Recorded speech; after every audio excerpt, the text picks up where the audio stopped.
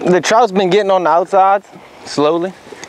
We've been finding some still in the winter patterns in the canals and, you know, fishing them deep with the little cold snaps that we had.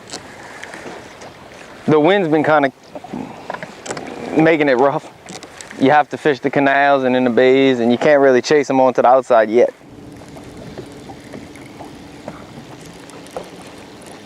That's a good fish. Ooh, that's a good trout there, boy. Come on, get up here, big girl. I'm coming over the side with it. Oh, wait a minute. Come on now.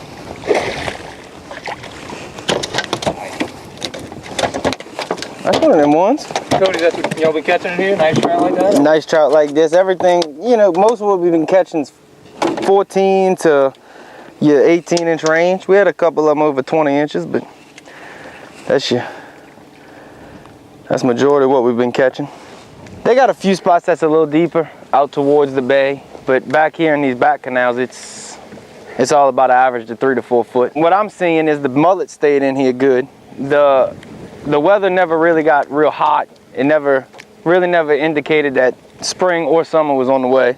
So they just kind of staged up in here and stayed with the bait. And the water in here is cleaner than what the water is out there, especially on these windy days like this.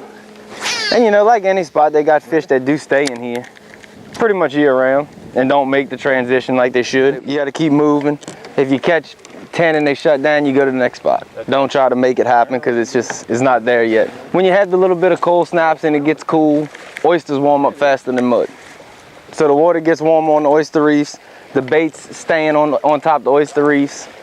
You're fighting a lot of low water, high in the evening, so you want to fish anything that's kind of pretty much get on the bank and throw out instead of the opposite. Because sometimes you come out here with live shrimp and not get a bite.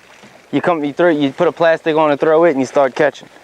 It's just all in what they want that day. You can't rule out your options. Instead of covering a cast, letting it drift through, you're throwing and you're putting it in different places. You can throw circles around the boat. You don't have to worry about rebaiting. And every time you get a hit, you got to put a new bait. You can throw it right back in and keep them feeding. That happens.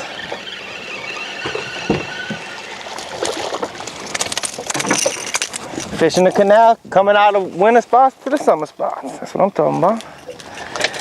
That's gonna eat.